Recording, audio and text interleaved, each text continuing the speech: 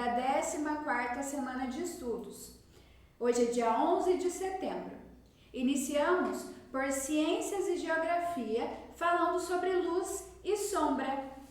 Nós já falamos um pouco na semana passada sobre o que gera a sombra, o que cria a sombra. Falamos sobre as posições do Sol, vocês fizeram aquela experiência com a lanterna, não é verdade? Então acompanhem comigo a leitura. Depois que o Sol se põe, a noite chega e não temos luz solar. Tudo fica escuro e precisamos de luz artificial para enxergar o que existe ao nosso redor. O que é a luz artificial? Olhem ali no quadrinho. A luz artificial é produzida pelo ser humano, como a luz de lanternas, lâmpadas e faróis. Essa luz não é como a luz do sol, que é natural, que vem do meio ambiente. A luz artificial foi criada pelo ser humano. O ser humano criou as lanternas, criou os faróis e todas esses materiais nos ajudam a enxergar durante a noite. Se não houvesse essa luz artificial, nós ficaríamos totalmente no escuro à noite. Porém, durante o dia, quando estamos em um local aberto, em um dia bem ensolarado, podemos ver os animais, as plantas, os objetos e tudo que há à nossa volta. Durante o dia, a nossa vida é mais produtiva, nós conseguimos fazer mais coisas. Antigamente, quando não tinha luz, não tinha energia elétrica criada pelo ser humano, quando anoitecia, as pessoas tinham que ir para suas casas e descansar e dormir mais cedo. Hoje em dia, nós conseguimos produzir um pouco mais ainda durante a noite. E tem pessoas que até trabalham à noite, fazem turnos em fábricas, como aqui na nossa cidade, durante a noite. Se não existisse a luz artificial, nada disso poderia ser feito. Também é possível observar algumas regiões mais escuras, onde a luz do sol não chega diretamente. Essas regiões são chamadas de sombras. Olha essa imagem aí que está mais escura, mas tem uma faixa que está clara. As copas das árvores estão mais escuras, mas ali no asfalto está claro. Para enxergar bem o que há no ambiente, precisamos de luz, como está escrito aí na legenda da imagem. Olhem também essa árvore. Por ela passa no chão um pouco da claridade do sol, mas não toda ela, porque a copa, onde está mais cheia de folhas e também o tronco, tapam a luz do sol. Ela não consegue passar. Então, formam as sombras embaixo das árvores. Aí, como vocês podem ver nesse parque, tem bastante gente lá aproveitando a sombra da árvore, porque o sol em algumas partes do dia pode ser muito quente e prejudicial também para a saúde da nossa pele.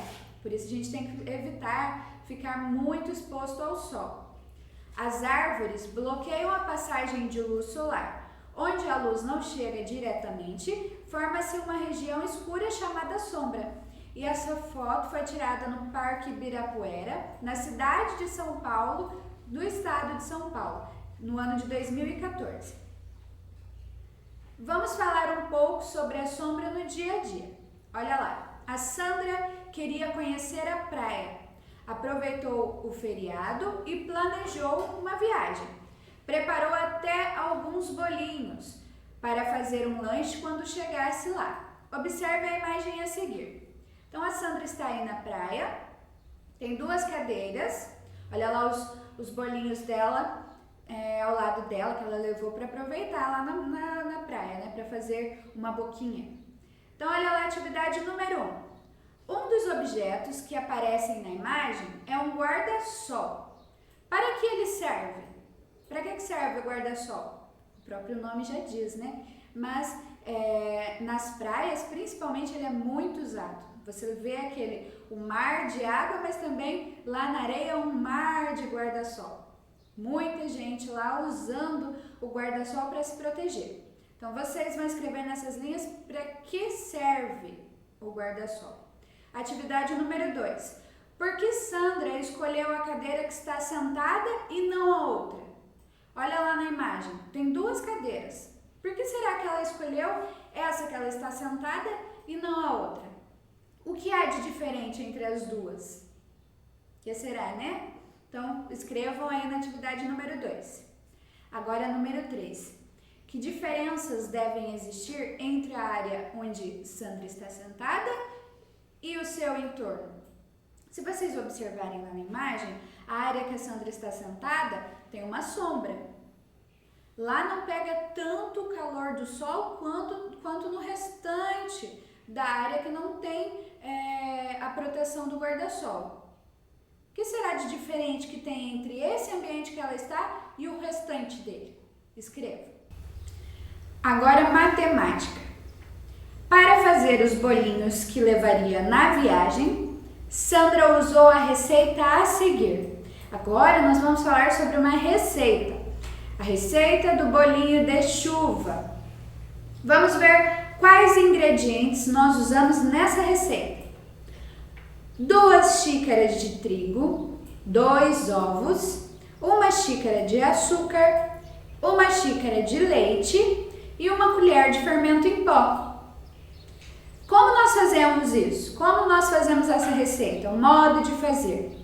Misture todos os ingredientes em uma vasilha até obter uma massa homogênea. Depois, frite em óleo quente. Vocês vão colocar todos esses ingredientes numa vasilha e vão bater, vão mexer até que a massa fique bem homogênea, que todos os ingredientes se misturem, se tornem uma massa só. Aí vocês poderão colocar, fazendo bolinhos, né, na colher e soltando lá no óleo quente para fritar. Então, de acordo com a receita, responda. O que a receita ensina a fazer? Do que é essa receita? Escrevam aí. Atividade 2. Marque um X na palavra que completa cada frase corretamente. Com base nos ingredientes, essa receita é salgada ou doce? Marque um X. Ela deve ser consumida gelada ou quente? Se ela é feita no óleo, né? Como ela deve ser consumida? Atividade 3. Vamos analisar novamente a receita. Em quantas partes ela está organizada? Quais são essas partes? Como a gente viu lá na receita, tem a parte dos ingredientes e tem a parte do modo de fazer. Então, quantas partes são e quais são elas? Escreva aí na atividade 3. De quantos ingredientes precisamos para executar essa receita? Escreva o nome deles. Então, no quadradinho primeiro, vocês vão colocar quantos ingredientes a gente precisa. Então, volta lá na receita para vocês verem. Olha só.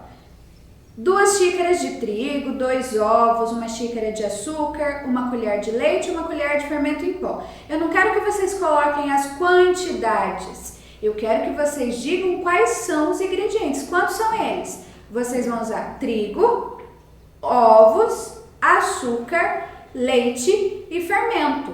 Olha só quantos ingredientes vocês vão usar. Então, naquele quadradinho lá, vocês vão colocar a quantidade dos ingredientes e na frente vocês vão escrever o nome desses ingredientes, certo? Agora, atividade 5. Uma receita rende 30 bolinhos. Então, essa receita que nós vimos lá rende 30 bolinhos. Quantos bolinhos rendem 2 receitas? Faça a operação e responda. Então, se uma rende 30, 2 rendem quantos bolinhos? Escrevam aí, vão fazer a continha e depois vão responder. Agora, o número 6. Complete o quadro abaixo com a quantidade de ingredientes para fazer 2 receitas do bolinho. Como vocês farão isso? Vocês vão olhar sempre lá na receita, vão ver quantos ovos precisou para fazer uma receita. Eu vou ajudar vocês nessa. Olha lá. Pede 2 ovos para uma receita.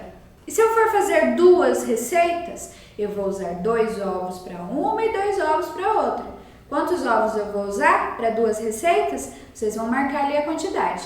Aí vão ver quanto de trigo, quanto de leite, quanto de açúcar. Vão sempre fazer mais a quantia de mais uma receita e vou colocar a quantidade. Agora nós vamos realizar a reposição de história. Lembra que nós já falamos que os brinquedos e as brincadeiras fazem parte da nossa história, fazem parte do nosso folclore, da nossa cultura e que muitos deles são passados de geração por geração?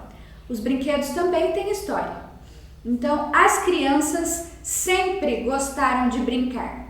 Alguns brinquedos e brincadeiras atuais são os mesmos de outros tempos, porém, alguns são diferentes. Conheça alguns brinquedos de tempos passados. Aí, neste quadro, tem vários brinquedos que tenho certeza que vocês conhecem a maioria deles, mas eles também são brinquedos que eram usados pelos nossos avós, pelos nossos bisavós. Não são brinquedos atuais. A gente hoje em dia vê esses tipos de brinquedos aí mais tecnológicos, mais incrementados, mais bonitos, mais coloridos, mas antes já tinha todos esses brinquedos. Então vocês vão assinalar os brinquedos que você já conhece, que você já viu. Vocês já viram bonecas de pano? A boneca de pano é um brinquedo bem antigo. E bolinha de gude? Vocês já viram? A bola mesmo de futebol. Se vocês já viram, marquem o X, eu tenho certeza que já. E o peão? Marquem o X.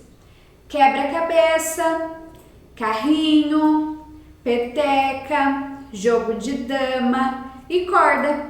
Todos esses brinquedos são atuais, mas também são bem antigos, porque os nossos avós, bisavós já brincavam com eles. Por exemplo, o carrinho. Hoje em dia tem carrinhos de diversos tipos, tem carrinhos com controle remoto. Antigamente não tinha isso, era um carrinho mais simples, mas já existia. Então marque um X aí em todos os brinquedos que você já viu. Essa foi a nossa aula de hoje. Eu espero que vocês tenham compreendido. Caso contrário, entre em contato com a sua professora no grupo de estudos da sua turma. Até a próxima aula. Tchau, tchau!